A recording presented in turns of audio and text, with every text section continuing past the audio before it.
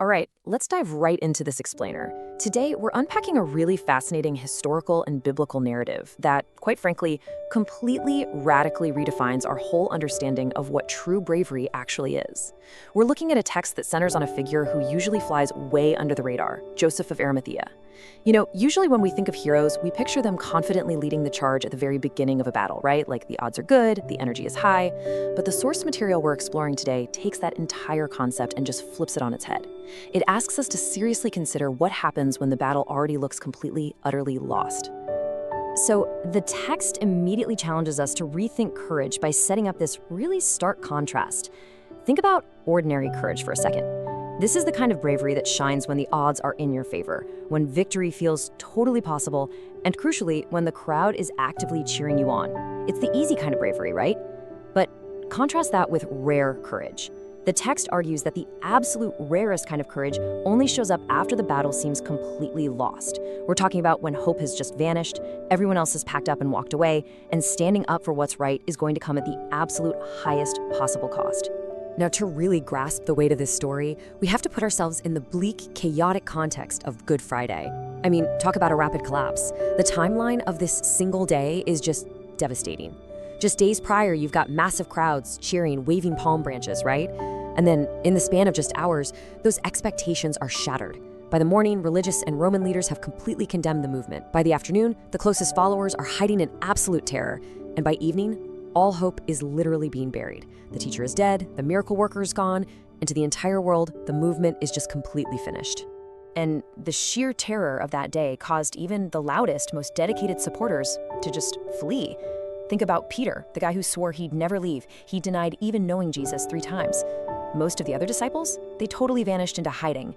And why? Well, because following Jesus suddenly shifted from being this inspiring, popular movement to being incredibly, unbelievably dangerous.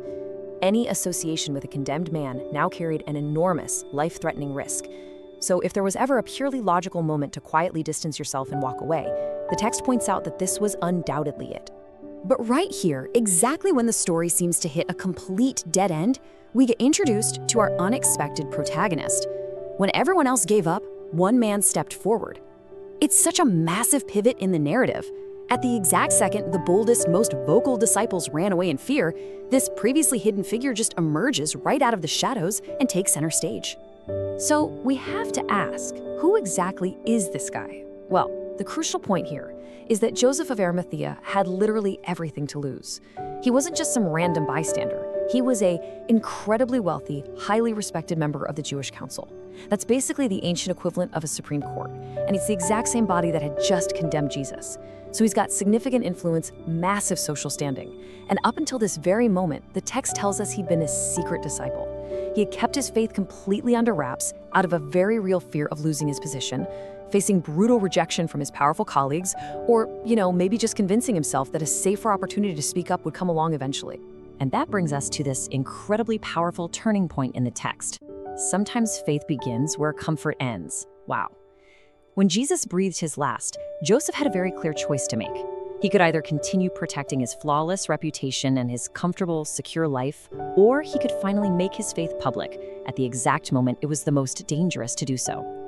The source material really highlights here that genuine faith often requires us to step way, way out of our safe routines. Ironically, the moment that appeared to be the absolute greatest defeat turned out to be the exact moment Joseph finally found his greatest courage. So let's actually walk through what Joseph did step by step, because the level of immense risk and just tender care here is striking. First, he goes directly to Pontius Pilate, literally the ultimate Roman authority, to boldly ask for the body. Then, he carefully takes the body down from the cross himself, wrapping it so gently in clean linen cloth. He's treating a condemned, rejected man with the utmost honor. And finally, he surrenders his own brand new family tomb. He isn't just placing the body in some forgotten anonymous cave. He is willingly giving up his own precious property, this rock-hewn tomb, which was an asset of massive financial value in the ancient world, all to honor someone the rest of the world had just violently thrown away. Now, from a purely human, logical perspective, this was the absolute worst possible decision he could make. I mean, just look at the cost. Joseph risked permanent, irreversible damage to his elite reputation. He put his own future and his physical safety in direct danger from the very authorities he worked alongside every day. There was literally zero to gain here, nothing politically, financially, or socially. The source material emphasizes this to prove a point. Joseph wasn't acting out of convenience. Real faith, as the text notes, almost always costs us something, whether that's comfort, approval, or just a sense of security. But here is where the narrative zooms way out to reveal a much bigger picture. See, Joseph probably fully believed he was just performing a final, really sorrowful act of respect. He thought he was preparing a permanent resting place. But, as the source brilliantly points out, because it was a brand new tomb, there could be absolutely zero confusion when that tomb was found totally empty 3 days later. Without even realizing it, Joseph's courageous, sacrificial act was unknowingly setting the perfect, undeniable stage for what the text describes as the greatest miracle in human history. Because as the narrative shifts, the source drives home this really triumphant message.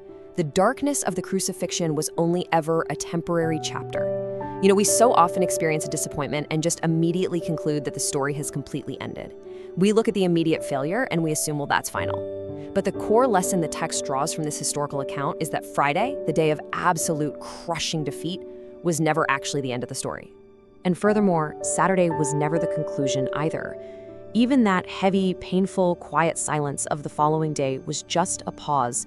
It's setting up this realization that an apparent defeat doesn't mean the book is closed. It is so easy for us to mistake silence for absence, isn't it? To think that just because nothing seems to be happening, nothing is going to happen. But the text really urges us to understand that this quiet, agonizing in-between period is very often just the setup for what comes next.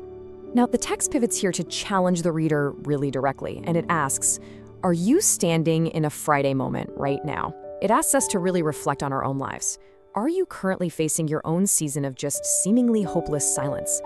Have you looked around at your circumstances lately and concluded that the story is completely over, exactly like those disciples did? Let's really contextualize this, because we can easily apply the principles of this ancient text directly to our lives today. A modern Friday moment? It could look like any of these painful everyday disappointments. Losing a job you completely depended on. A really crucial relationship just unexpectedly falling apart. A long-held dream collapsing right in front of your eyes. Or feeling like your deepest prayers are going entirely unanswered, and you're just watching your hopes slowly fade away. The source highlights that in these moments, exactly like on that Friday evening centuries ago, it is so incredibly common for us to mistake that silence for a complete final end to the story. But here is the profound, game-changing lesson Joseph teaches us. Faith is proven not when miracles are happening, but when miracles seem absolutely impossible. The source text makes it a point to emphasize that, hey, it's easy to trust when life is good, right? It is super easy to believe when your prayers are being answered and your life is comfortable. But the real test, the exact test Joseph faced, is remaining faithful when heaven feels absolutely quiet. Joseph had no idea resurrection morning was coming. He acted with genuine raw faith without having a clue how the story would actually end. The takeaway here is just a really powerful call to action. History rarely, if ever, remembers the people who simply followed the crowd when it was easy and popular. It remembers the ones who stood incredibly firm when the crowd walked away.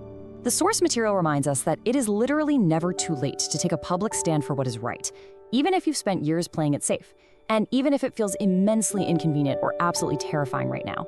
The perfect moment to act isn't when it's popular, it's when it actually requires courage. So, to wrap up its core message, the source material offers some pretty incredible encouragement for anyone who is feeling like their current chapter is nothing but a defeat.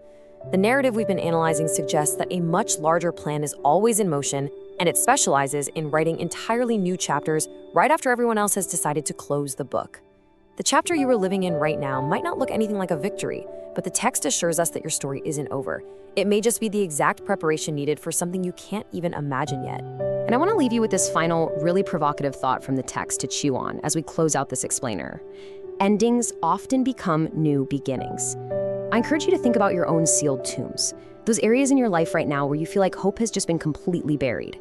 In the grand narrative we've just explored, what looks like an irreversible ending, what looks like a permanently sealed tomb, might actually just be the very birthplace of your brightest miracle. So keep showing courage, especially when no one else seems to understand. Because as we've seen, the story is very much still unfolding.